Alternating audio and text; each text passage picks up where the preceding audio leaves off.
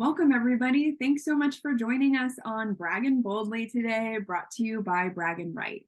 This is a weekly storytelling session and where we're going to share a little bit, get educational, and focus on topics of equity, leadership, and getting paid.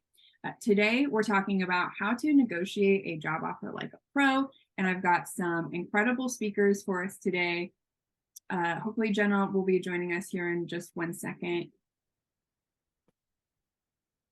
But so myself, I'm Morgan McCoy, the owner and CEO of Braggin' Right. I'm going to be your moderator today. And then we have Jenna Starkey, who should be coming back on hopefully here soon. And then Tyler Fording, who is a data products leader. I'm really excited to hear from these folks today. They're all incredibly fiery and passionate, and they absolutely have the energy that you want to be taking into your future negotiation session. So welcome, everyone, and we're going to go ahead and get started.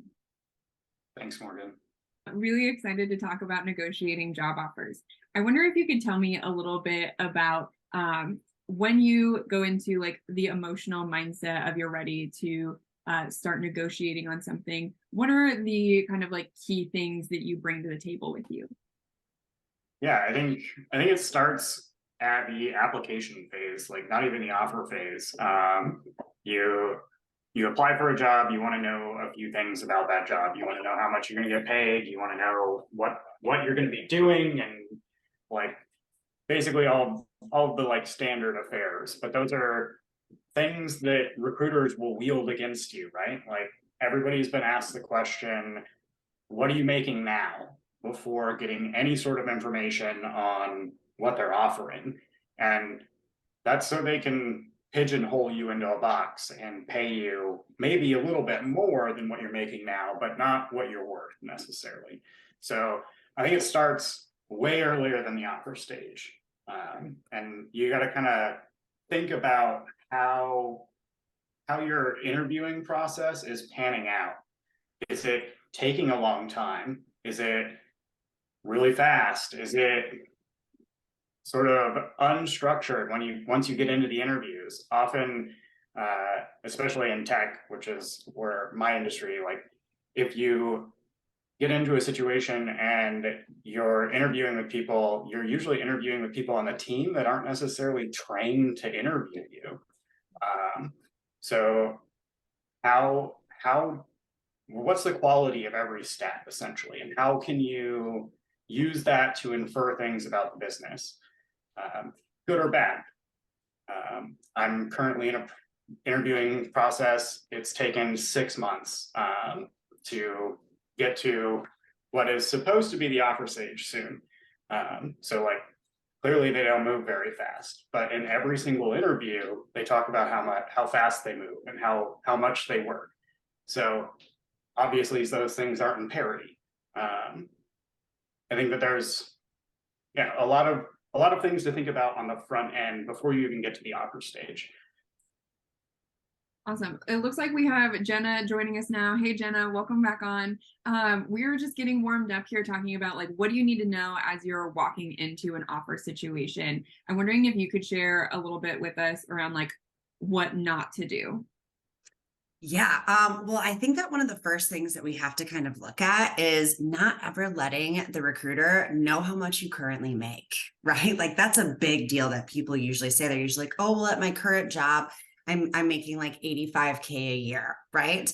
But when we go ahead and we talk about that, what that does is that gives that recruiter more power, and they don't need to know how much that you make at your current job, right? Like that's not what we're here to talk about. So kind of one of the things that I like to do is say, well, I'm currently interviewing for roles that pay 120K OTE per year, right? And letting them know that that's your target. One of my favorite things to do is to know your worth and then add tax on that, right? Because there's always going to be a little bit of room for negotiating. So that's kind of one of my first tips that I have. A tip that I have too is I often find that when people get into like these negotiations, that they start to kind of justify what they are worth based on like their financial situations. Like, oh, I just got married, or oh, I have 2 babies at home, or oh, I'm trying to buy a house. they don't care. I do not care if they tell you how much they, are a family here or what else. They don't care. What we need to do is justify our worth based on our qualifications, right? And I know, Morgan, you have a story about that. Is that correct? I don't know if you'd be willing to share it or not, but I just always think about that. Yeah, I'm happy to share. So when I was finishing my master's degree, I was interviewing with a company. I had actually already been interning with them and was part of an intern crew that was about 30 people, and only 2 of us were going to get roles at the end. And myself and somebody else who was a bachelor level student, whereas I was a master's level student, were being offered the 2 positions with the company. And I found out that they were offering us the same amount of money, despite I had years more experience, as well as a master's degree that I was completing. And this was somebody who had a bachelor's level degree, had no previous job experience, whereas I had had 4 internships actually prior to that. And he was a man. He was in a more technical role, where I was in more of a technical writing role. And I was so frustrated upon learning that we were really being offered the same amount of money when I had additional education, additional skills, and additional job responsibilities. My internet maybe just gave out. Can I talk? No, you're still here. I can hear you still. Must be that, because that's what happened to mine earlier as well. Something's happening in the ether today. Okay. So when I found out that this person was being offered the same amount of money as me, I took that to the table and took that to the recruiter and said, hey, this person, frankly, they are not as educated as me. They don't have as much job experience as me. Why are we being offered the same amount of money and I want more? And just that action of going to the table, asking for more, they gave it to me. I received more money. And what we know about salaries is that those salaries very early on in your career set the tone for your salaries further down the line. And when women don't negotiate early on in their career, then that actually has a compounding effect that adds to the wage gap for women. So it's really important to negotiate.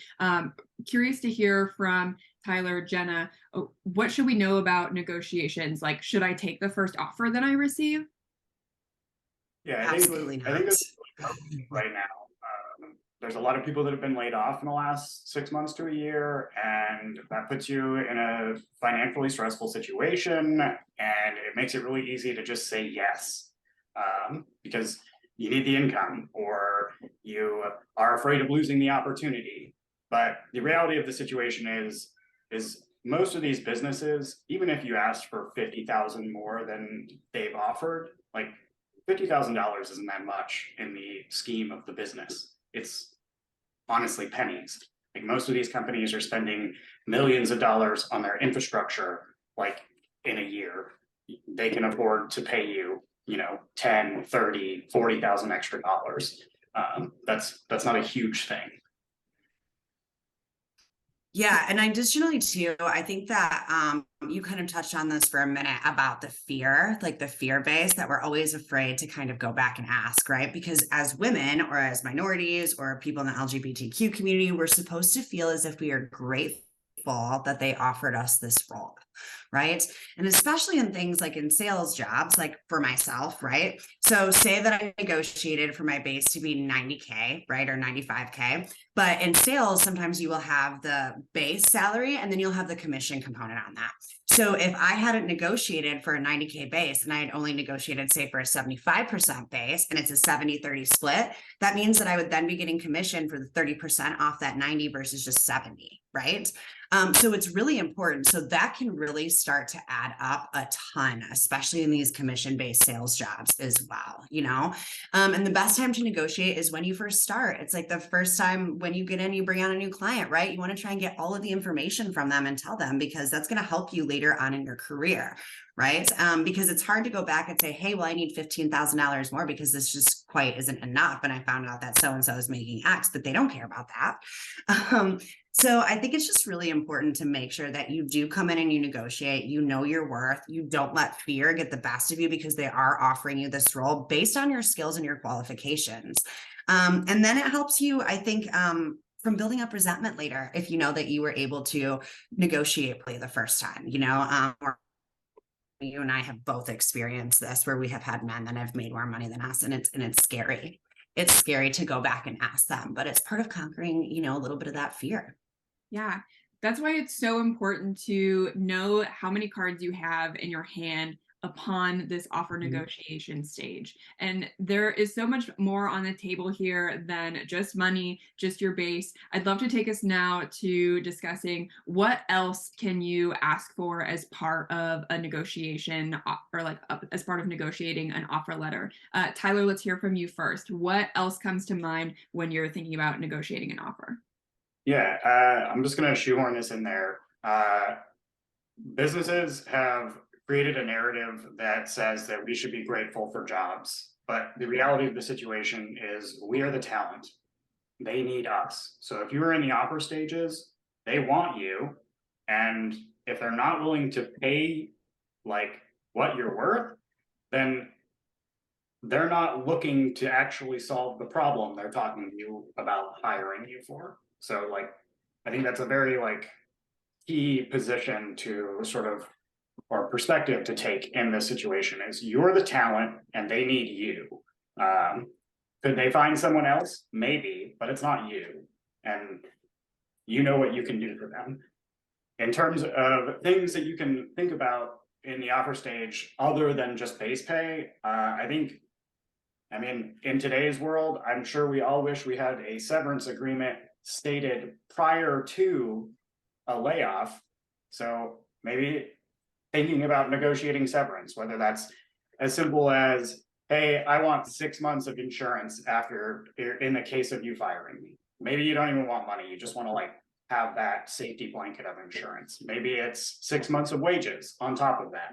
I think there's a few like ways you can go about negotiating severance, and I would say prioritize what like is going to provide you the most stress relief in the situation that you do get laid off. Yeah, and because you can be And a sure sense of that security. executives are negotiating their severance agreement up front, and so we should definitely be doing that as well. Yeah, Jenna. Yeah, and I think it's like also important to Tyler, you kind of touched on this a little bit as well. Like really, we have to prioritize what is going to work the best for you, not for the company, right? If that means having your Cobra premiums paid for 6 months, great, right? If that means having a certain set of amount, if you ever get go to be able to have a little bit of that safety net, also great. One of my favorite things that I like to kind of look at is some of these when I think about it, I would call them kind of non-monetary gains, I guess, or like different ways to kind of like structure this outside of it. So maybe you are in the midst of a negotiation and they can't quite get you to that number that you want. However, they tell you during this interview process, well, you're going to be able to grow. Perfect. If I'm going to be able to grow, let's negotiate for an expedited annual review to put me in there and then negotiate, say that you will, be able to give me a bump in either my pay or, as a promotion in 6 to 9 months and kind of add that in there, right? To be able to have that. You can also negotiate too for additional PTO, which is great. You could do different stock options. Of course, having the severance agreement in there is great as well. But all of these things are really important. And I think, Morgan, you also mentioned too about how you could do for like 4 10s instead of 5 8s in terms of the days that you want to work and say, maybe, negotiate for every other Friday off, you can always do these kinds of things. Yeah, the fact of the And you matter. negotiate. Like I don't know. Like I've worked with plenty of executives that go golfing every Friday, and they might answer a phone call, but they told them that's what they were going to do at the beginning of like them working. And so like, do we have as much leeway as an executive? Probably not. But it doesn't mean that you have none. Like you don't have to be like in the upper echelons to feel like you have agency. Correct. And if it also means too, like for somebody like me, so I am ADHD, which means that I am a little bit on the autistic spectrum. So for me, what that means is that working in an office space, it's terrible because I want to pay attention to all of the things. Now you put me in my own office, my 100% is everyone else's 300%, right? This really works for me because otherwise when I'm in an office, I sometimes would have to like hide underneath my desk so that I can actually focus, right? So we can negotiate for maybe only coming in part-time, right? Maybe that includes an office stipend so that you can have a space to be set up to properly do the work that they hired you to do. The thing that I just keep coming back to too is when we think about these executives, like we as workers do have power here. We just have to be able to utilize it because without them, without us, their companies don't exist and we're the people that keep it moving, right? And if they really want you, don't sell yourself short. Don't feel like you have to take that first offer. Don't feel like there's nothing else you can do within that, right? That's kind of more of the societal conditioning that we kind of have to learn to break out of and call our own power back and be able to negotiate for what we are worth, what we deserve, and what will make us feel comfortable. And it's really important to have a concession strategy in play here. Even if you're not necessarily getting the offer for the base pay that you're looking for, get creative with other types of tactics that you can put into play, whether that's asking for an education stipend or a public transit stipend to get to work. You can even negotiate in home internet or extra vacation days. There's a lot of different things that you can do to pad out your offer and get you kind of more of what you want, even if that's not just dollars. Yeah, and I think it's important too that when you do go into these negotiations, before you go out there, you have to figure out what your break even number is or what the lowest number that you are willing to go for is. Because as long as you know that, then you know that you can't go below that. And then you can make sure that you ask for that and say, hey, I this is really not going to work for me, but this is what I am looking at. Awesome. I think another point of leverage is taking a potential bonus offer and saying like, I don't want this. Bonuses are great. They sound great. They like feel good when you get them. But a business can always say, we didn't make enough like money this year to give you the business or to give you your bonus, or we don't think you performed well enough to give you your bonus. And often cases, these are arbitrary things. They're just trying to cut expenses, right? So bonuses are never guaranteed. If you can use that as a negotiation tactic to get more base pay, it's usually worth doing. 100%. I did at my previous company, right? So my last company, I had a 68K base, but I wound up making like, I don't know, 140 or something that year. However, because it was a taxable bonus every quarter and I had made that much in commissions, it taxed me like 45%. So I knew going into my next role that I was going to make sure that my base was way higher. So that's when I negotiated for a 98K base. Was I the highest paid person on my team? Yes. Did anyone else negotiate? No. Did they want me? Yes. And was I worth it? Also, yes. Right. So, if you know what your worth is, and I once had a former boss tell me that, he's like, go in there, negotiate. And I'm telling you, you're worth it. Do not let them tell you anything else because you, for lack of a better term, he's like, you bust your ass and people see that. So excuse the language. What are strategies for knowing what your worth is, you guys? I think for me, like Google it. Yeah, like Glassdoor has lots of information. There's plenty of other places that have information. Like it's not hard to find a range for a job in a specific place at this point. Like there's a lot of information available on the internet for that. And then like Jenna said, know your worth. Don't back down on it. Like chances are they're going to tell you that you're not worth what you're asking for XYZ HR reasons. And frankly, that's all made up. Like every rule that any business tries to place on you and whether or not they can adjust your pay mid-cycle or whatever, like it's all made up. They're just making their own rules to try and like shave off some work on their end. So you don't have to like, you should respect their rules, but you shouldn't buy into them essentially. Like be willing to push and be willing to push in a way that's like tactful, but also very pointed. and justify it with your qualifications, right? One of the ways that I kind of figure out too is just because, like, once you've been in the industry for a little while or whatever area that you're working in, talk to your coworkers, talk to them about how much that they're making. Like, why is this such a secret? It should not be a secret, right? If people are being paid in accordance to what it is for the market, then nobody should have an issue discussing what they make, which is one of the things, I've been in previous roles before where they have literally chastised me for that. And my whole point to them was, well, if you paid everybody correctly, then this wouldn't be an issue because it shouldn't be a big secret because you have equity within your company, which is exactly what you're preaching. So if you really are about transparency, if you really are about lifting up these other voices, it should not be an issue when people discuss this. You guys have given us such like powerful things to think about here. And I know that we're kind of coming up on time. So I'd love to close out with our like do's and don'ts of salary negotiation. Tyler, let's start with you. Tyler, what do you feel like we should do, shouldn't do when it comes time to negotiate that offer? I'm going to double down on what Jenna said at the very beginning. Don't share your current salary. It's completely irrelevant to you engaging with a different business. They don't need to know. And if they're asking, it's only to have leverage over you. And you should note that. Yeah. And always share a higher number than what you'd be happy with. And then add a little bit of tax on that. Because you'd always rather start higher so that you can then negotiate lower, right? Always start higher, right? It gives you a little bit more wiggle room. I would say don't ever justify your number based on your financial situation, but do justify it in terms of your qualifications. And then when I would also say never accept the first offer, right? Like when you do get that offer, of course, express that you're excited that you were so ready to do this, right?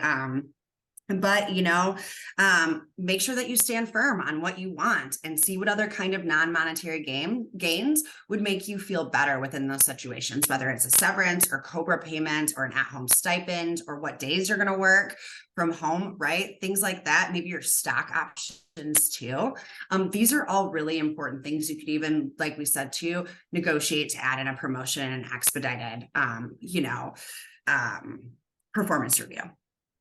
And you always want to make sure that you're bringing up those stock options or equity as part of the conversation. I've certainly heard horror stories of people not receiving like equity from their employer simply because they never brought it up as part of the interview process. So don't let yourself like fall into that trap. Figure out what kind of status the company is, if they're privately owned, and if there are stock options, and bring that up to the recruiter kind of as early as possible.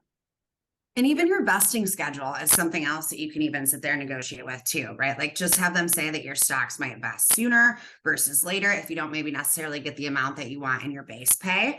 And just always keep in mind, it really depends on what kind of job you're doing. If it's just a salary one or if you're doing something where it's also commission-based too, that's also really important to keep in mind. I'd love to kind of turn to our audience now. Any questions from the group? I actually do have a question, and thank you all for the wonderful insight. But my question is from an exempt or an hourly employee. How do you, or is there actually even room to negotiate an hourly base rate? I've been told that, okay, this is what this position starts at, and that's it. Because I know that that's how much money is allocated to that position. So is there even such a thing for exempt employees to have some sort of wiggle room or have some sort of negotiating power, so to speak? Or do we just like, yes, thank you so much.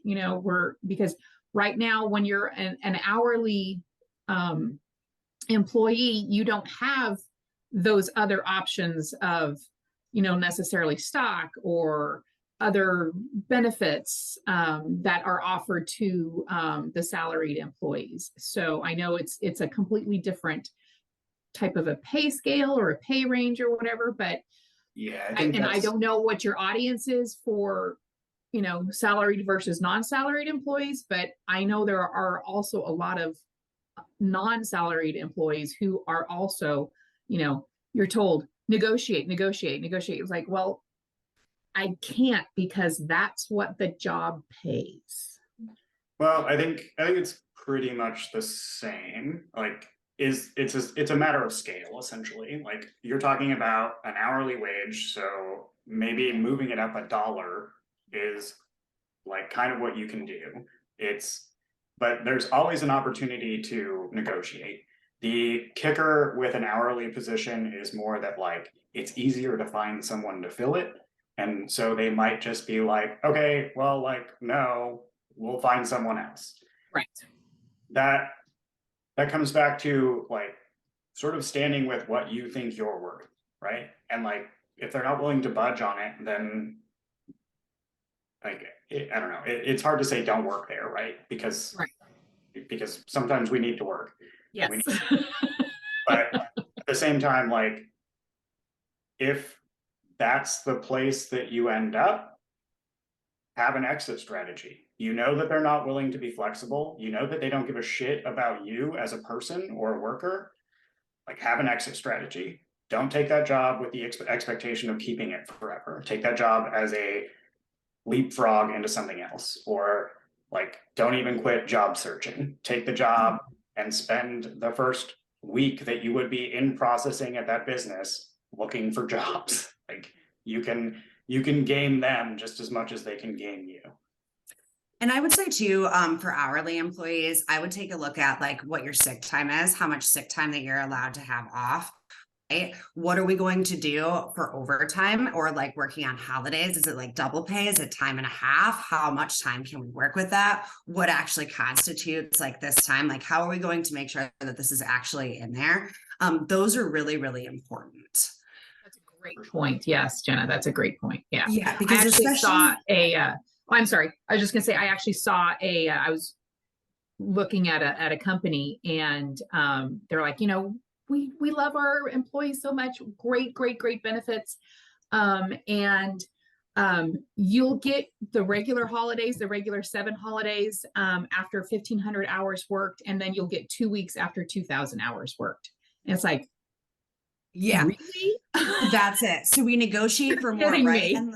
And what I think about often too, in this situation is like maybe you're a single mom and you got to pick up like a part-time job or something like that, right? But maybe we negotiate to say, hey, sometimes my kid is sick. How are we going to handle this? So I think that there's other non-monetary things that we could do if you can't necessarily negotiate for that, or you could even say, hey, when could I come up and like add more into this? Because I do know sometimes too, with one of my girlfriends who works in government, they definitely have levels that they have to go up with. So you can't necessarily negotiate with that, right? But you can negotiate, if I take this role, will I have the ability to be able to take my child, say, to this doctor's appointment or something else, right? Like we have to work when we can, but if we don't ask, we will never get it anyways.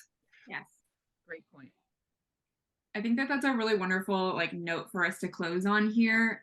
Vocalize what your needs are and don't be afraid to shout that out as a part of the negotiating process. No matter if you're a salaried or hourly employee, there is still room for you to negotiate and get your needs met. Ultimately, we're all humans and we deserve to be treated as such. We're not AI, we are not drones. We have needs that need to be cared for and that deserve to be cared for and respected. And if a company doesn't like respect that for you, maybe you don't want to work for that company. And that's a hard thing to say and it's an uncomfortable place to sit in. But the more that we sit in that place as employees, the more power we have. Yeah. And I think that COVID really taught us that workers really do have the power here, right? And without essential workers and without these people who do all of our daily things, then the world just doesn't go around. So we need to start asking for what we need as humans. Yes. Awesome. Well, everybody, I'm going to close this out here. I'm going to shout out just some of the places where you can find Brag and Write. Thanks so much, everybody, for joining here today. Can you see this screen? Can I get it? Perfect.